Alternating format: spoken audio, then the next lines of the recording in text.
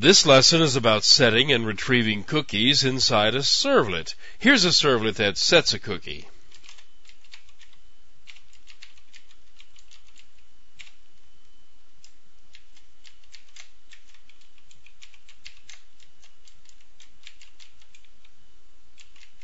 This is inside the regular do-get method of the servlet that's called when the browser makes a request for a page.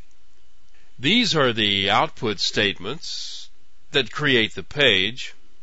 This block of code creates a cookie and puts it into the response object, so it will be sent to the browser once the browser retrieves the page for display.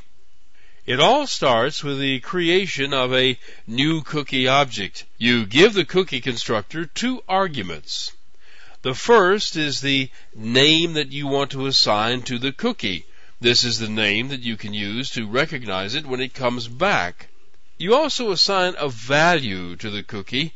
This is the tracking value. You can either specify what you need to know in this string, or if you really have lots of information to keep, you could use this as a key to a database record and store all the information there, whatever you happen to need. You set the maximum age to tell the browser how long it is to store the cookie in a number of seconds.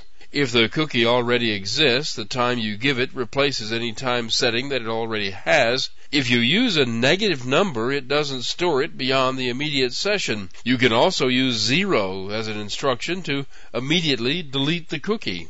Now, the server doesn't request the cookie. It's sent automatically by the browser, but the browser only sends the ones that have a matching URL stored in them. The web browser will return this cookie to any request to this URL. This is a relative request, so any request for a page from this particular WAR file will cause this cookie to be sent along with it to the browser. You can use it for sort of sub-cookies. You could use an entire absolute path and have the cookie returned to it and all of its subdirectories and sub-pages. This example just uses / to represent anything on this limb of the path, which means that anything in this application will receive this cookie. Once you have the cookie set up like you want it, you just add it to the response object. It will go out with a page that you're sending to the browser. And that's it. You can send as many cookies as you like from one servlet by just adding them to the response. And there is a servlet that will read the cookie back.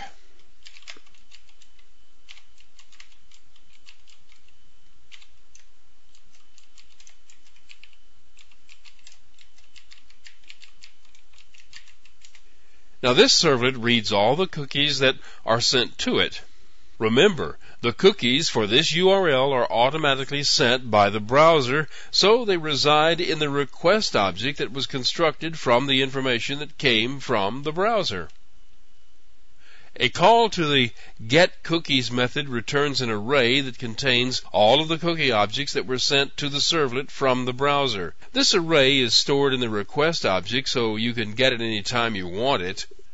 This loop displays the name and the value of all the cookies found in this array. If you wanted to find one particular cookie, you would need to set this up as a loop this way and search for it by name. Here's what the page looks like that sets the cookie.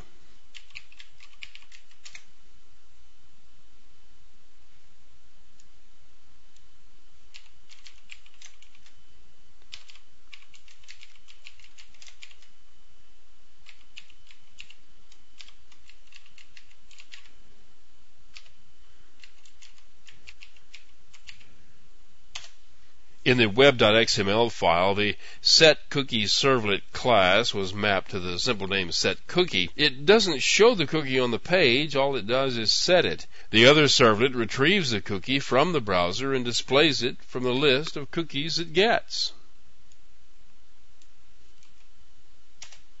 And there it is.